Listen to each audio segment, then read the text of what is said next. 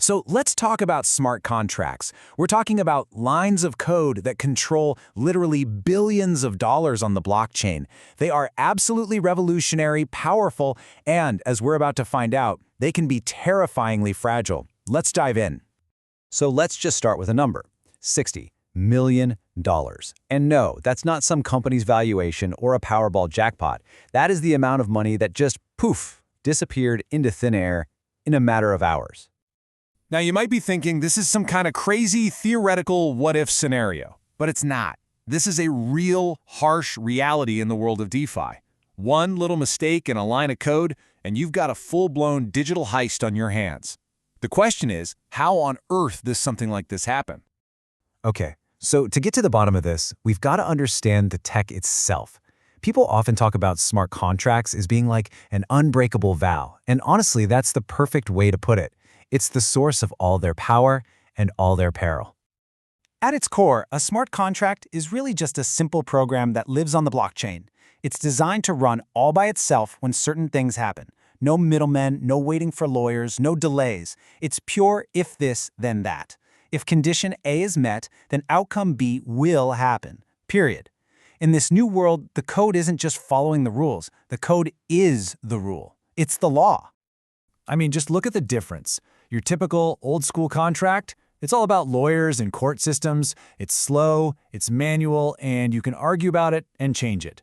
Smart contracts, the complete opposite. They're lightning fast, totally automated, enforced by code, and here's the kicker, they are immutable. Once it's out there, you can't change it, ever. And that one little word, immutable, that's where all the trouble starts. So you have to ask yourself, right? What happens when that permanent, unchangeable code has a bug in it? Well, that's when you get a heist. So let's dive in and see exactly how these things get exploited out there in the real world. And there's no better place to start than the most notorious hack in Ethereum's history, the DAO attack. So picture this, it's 2016. There's this super ambitious project, the DAO. It stands for Decentralized Autonomous Organization. It raises a staggering $150 million. But there was a tiny flaw in its code, a flaw that let a hacker walk away with a third of all that money. The specific bug they exploited is something called reentrancy. Now, that might sound complicated, but the concept is actually pretty simple. Imagine a broken ATM. You go to withdraw $100. The machine spits out the cash. But crucially, before it deducts the money from your account balance, you can ask for another 100, and another, and another. You just keep hitting that button, draining the machine, all because it gives you the money before it does the accounting. And that's exactly what happened with the DAO. It all boiled down to the order of operations. The code was written to send the money out first and update the user's balance second. The hacker's malicious contract jumped into that tiny little gap. It created a loop that just kept calling that withdraw function over and over and over, siphoning out millions before the main contract even had a chance to realize what was happening. The fallout from this, it was just insane. The entire Ethereum community had to make an impossible choice. To get the money back, they decided to do the unthinkable. They effectively turned back time with what's called a hard fork. They broke their own #1 rule, immutability, to reverse the hack. This decision literally tore the community and the blockchain itself in two. That's why today we have both Ethereum and Ethereum Classic. Think about that. One tiny coding bug didn't just lose money. It started a civil war over the very idea of code is law. All right, another classic attack, and this one is ripped straight from the Wall Street playbook, is called front-running. So on the blockchain, every pending transaction waits in this public area, kind of like a digital waiting room called the mempool. Well, attackers can watch this waiting room. They see a huge trade about to go through, a trade they know is going to move the price of an asset. So what do? They just jump the line by paying a slightly higher fee, make their own trade first, and then profit from the price change they knew was coming a second later. It's a total heist, but it happens right out in the open. They're using the blockchain's transparency against itself. Okay, so yeah, the risks are obviously huge, and frankly, pretty scary. So how do you even begin to fight back? Well, there's no magic wand here, no single silver bullet. The answer is to build a fortress, a digital fortress, with multiple layers of defense. And your foundation, that first line of defense, is just good old-fashioned disciplined coding. You know that reentrancy attack we just talked about? Well, developers now have a simple mantra to prevent it. Checks, effects, interactions.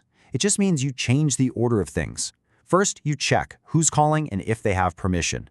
Then you apply the effects. You update all the balances on your end. And only after all of that is done do you finally interact with the other contract by sending the funds. It seems like such a small change in sequence, but it completely slams the door shut on that whole category of attack. All right, layer 2 is all about bringing in the robots. You use automated analysis tools.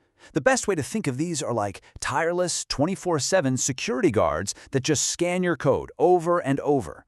They're specifically programmed to spot the telltale signs of common vulnerabilities, like that reentrancy bug. Now, are they perfect? No, they won't catch a really clever, unique flaw in your logic, but as a first pass to catch all the usual suspects, they are absolutely essential. So you see how these layers build on each other, right? Each one offers a higher level of security, but there's a trade-off. Automated tools are your baseline. They're fast, they're cheap, they're good. But when the stakes get higher, you need more. That's when you bring in the humans for a manual audit. They'll find the sneaky, clever bugs that a machine just wouldn't see. And then, for the projects where failure is absolutely not an option, you have the ultimate level of assurance, formal verification. This is the heavy artillery. Formal verification isn't just testing the code, it's using pure mathematics to prove that your code will do exactly what you think it will do under every conceivable circumstance. Now, as you can imagine, this is incredibly slow and very, very expensive. It's definitely not for every project, but if you're building something that handles billions of dollars, something truly mission critical, this is as close as you can get to a mathematically guaranteed, unbreakable contract. All right, so let's zoom out and put this all together. There's no doubt that smart contracts are changing everything. Finance, how we organize ourselves, all of it. But we have to remember, this is still very much the Wild West. So what's the key takeaway here? It's really this, that double-edged sword of immutability. The very thing that makes these contracts so revolutionary is also what makes them so dangerous. And you know, most of these massive hacks we hear about, they're not some 40 chess super genius level stuff. They're usually exploiting basic, known flaws that could have been caught. That's why the only way to build safely in this space is with that multi-layered defense. You need the good coding habits, the automated scanners, and the human experts. Security isn't something you bolt on at the end. It has to be baked in from the very first line of code. And that leaves us with one last big question to chew on. As we start to trust more and more of our world to these autonomous, unchangeable lines of code, who is ultimately responsible? The responsibility shifts, doesn't it? It falls on the developers, the auditors, the people building the tools. They become the new judges, the new juries, the new protectors. Because in a world where code is law, the people who write the code are the new lawmakers.